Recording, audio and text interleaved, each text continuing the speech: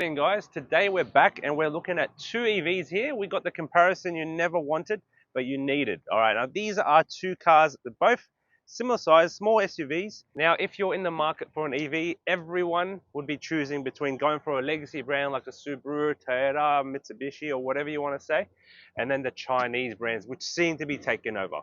These ones start retailing about mid 40s. For something like this you're looking at 60 and above. Although the pricing is different, we're going to see what's the actual differences, and is it worth their extra money. Come on. Number one thing, guys, let's get into the styling aspect first. Now I have to say we have probably one of the better looking both EV in each market here today. We've got the new Subaru Uncharted, which I think is hands down the best looking Subaru they've made in a long time, and we've got the Deepal S07. Even though this is a rear-wheel drive, that is an all-wheel drive, the styling and the size is very similar. Now, at the end of the day, it all comes to personal preference, but let's look at it from the front end here. We've got the Deepal S07, which is one of the most aggressive-looking SUVs in the EV market that I've seen today. Fine lines all around. You can see you've got like the Lamborghini Urus kind of lights here. A lot of people do compare it to that. And even the sharp lines, air vents on the side here, the way the headlights are placed.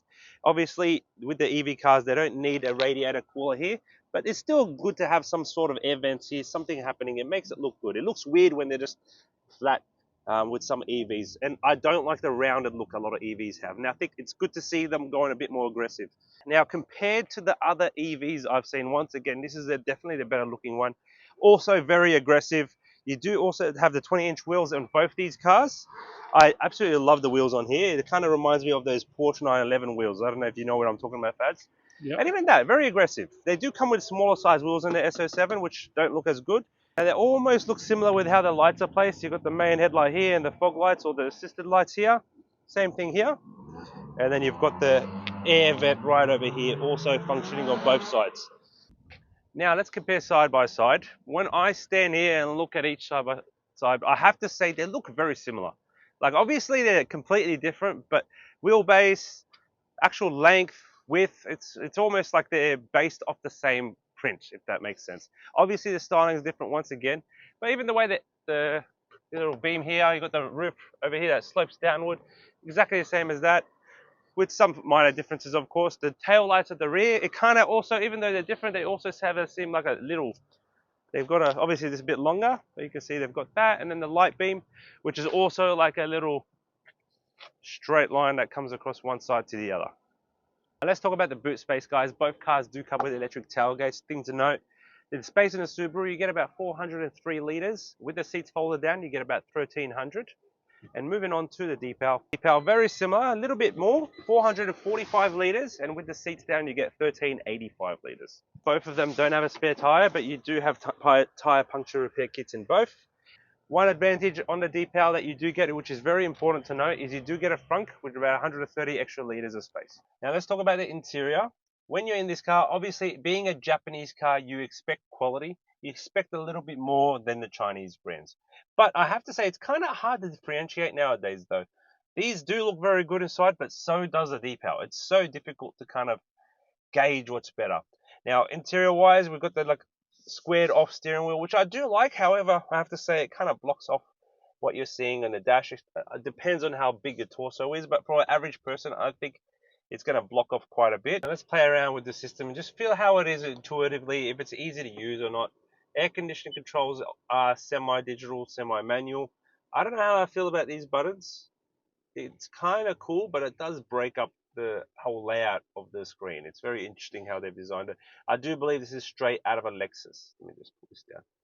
And yeah, fan speeds here, very easy to use, I guess. Me being in this car for one of the first times, I don't know how to use it too well, but I seem to be figuring it out pretty easily. Heated steering wheel, heated seats, and obviously you can adjust how the climate there works. Main screen for the car, you've got all your standard controls. Very basic, but I guess functional. Air vents, you just do it manually, just like this, which is very interesting. Once we jump into Deepal, I'll show you the difference. Charging your phone here. Buttons here for the gear selector. Obviously, this is a whole different system where you twist it to left, right, push in, and press park just from here. With the Deepal, it's all through the stalk. which I'll show you shortly. So there's no buttons here. It's very interesting. If you're not used to it, it's quite funny. Over here, you've got your controls for the camera, the handbrake, auto vehicle hold, drive mode selection, and your X mode, which is your off-road assisting mode. You got your little center console here, which is interesting how they designed it. You can go both ways. However, not like the RAV4, it doesn't come off. And you do actually have a secret little compartment here, which you can put extra stuff there. Because, very interesting note, in these cars, they do not have a glove box. There's nothing there. So this is to make up for that. Let me just try to figure out how to put that in.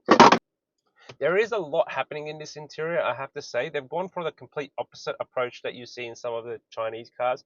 There is a lot of buttons, and at the same time, there's a lot of styling. There's a lot of lines, a lot happening. Even the way the speakers, you got these little indents here for styling. The way a line is very aggressive, and then this dash actually looks like it's protruding. I do like this kind of golden bronze little line here. Adds nicely to the styling. It does look premium as well. And this car does have ambient lighting, however, not as much as the Deepal does. So it's got like one nice line that comes across here, and a few under the doors on this side and that side. But the Deepal has a more intuitive and, how can I say, more integrated ambient lighting system. Both have panoramic roofs.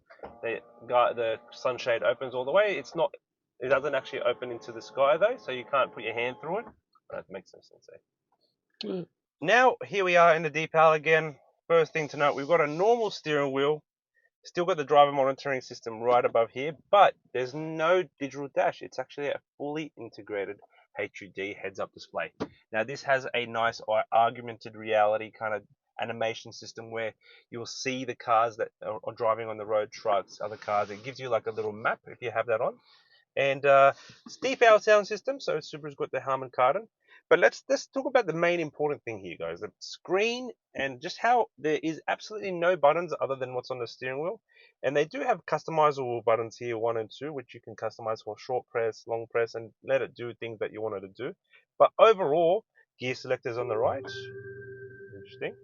You've got your indicators on the left. 2 places for your phones. One is a charger with a cooling vent here, and the other one doesn't charge. So that's just a pad here to put your stuff. Cup holders are here. Center console is quite large. I'd say they're basically on the same. They're very similar depth and size. And you do have a glove box in this too. Now let's talk about the screen size, guys. We've got a 15.6-inch display here as opposed to the 14 you get in the Subaru Uncharted. But I have to say, you get the full display here, whereas the Subaru Uncharted, you've got your manual controls over here and here for your actual temperatures, and it's kind of like integrated. You can't use it. So whereas this is more usable. So instead of having this much of usable screen, you have the full screen here. But no buttons. How interesting is that? And one thing to note as well, air conditioning. Is there actually a physical way to move the air vents other than doing it digitally? Can you see that? Now, I don't know how I feel about this. Like, imagine you're trying to just quickly do this. You have to then get into the screen, make sure you get into it, and then find out where it is and make sure you get it at the right angle. I don't know how I feel about that. It does sound really cool and interesting, but the actual day-to-day use and functionality might not be as easy, or it might just be annoying. You have heated and cooled seats in this car, which we have in the Subaru Uncharted 2, and heated steering wheel that you also have in the Subaru Uncharted.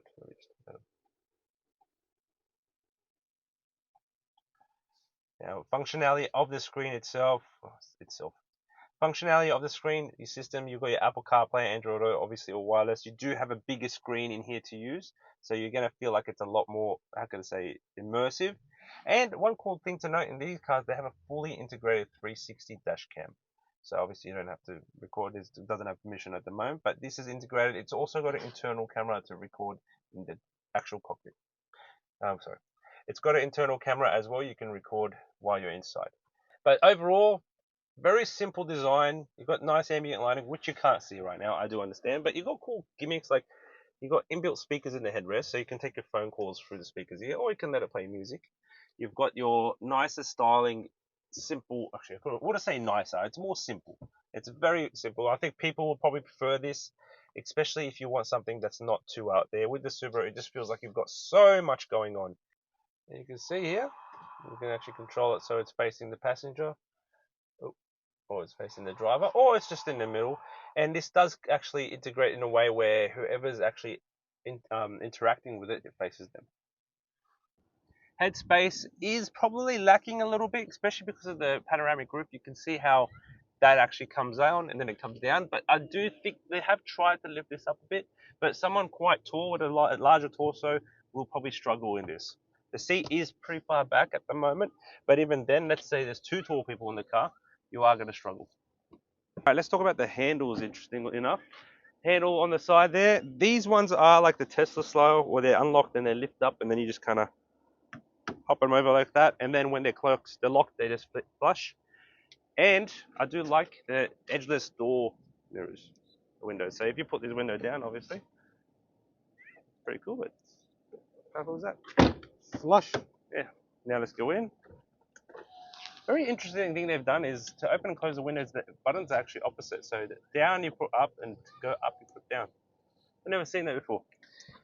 Now, what do we think? First of all, the space is larger in this car. It's not just because of the knee room. The seat is a little bit forward, but have a look at the headspace. The panoramic roof goes a bit further than the one that it does in the Subaru. And you can see where it actually hits. So if you're tall, you get that advantage of using that extra space from the roof here. Moving on to the side. Really interesting thing to know as well, you've got full control of the seats from here. Look at that. Ooh. Air conditioning, dedicated air vent. There's only one instead of two, so that's one thing to know. And you also have control over the sunshade. The seats do seem to go back a little bit more than the Subaru does. And I have to say this is a nicer experience in the back here. Now let's compare the front. This is an all-wheel drive 252 kilowatt motor. Obviously it needs the front space, but you can see this is all taken up. There's no extra space here at all. Moving on to the Deepal. Got about 125 litre frunk. This is one of the largest in its class.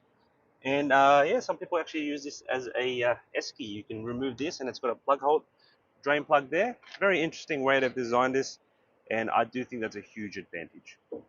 Important stuff. This is about 160 kilowatts. You get about 475 kilometers of range. This is 252 kilowatts. It gets you about 520 kilometers of range. These ones start at 65. These ones start around 47,990 at the moment on promotion. Very different pricing, and I think that's going to be the leading factor between the decision that you will make on which car you want to take. Now, I can't tell you what to do. At the end of the day, it's all preference. Resale on the Subaru will always be more, but just keep in mind it is a much higher price. Deepal comes with a 7-year roadside and 7-year cap price service program, whereas the Subaru comes with a 5-year roadside, 5-year cap price service program. At the end of the day, guys, the decision's yours to make. I'm just showing you what we think. And I think a lot of people are going Chinese, but the Subaru definitely is a overall better car.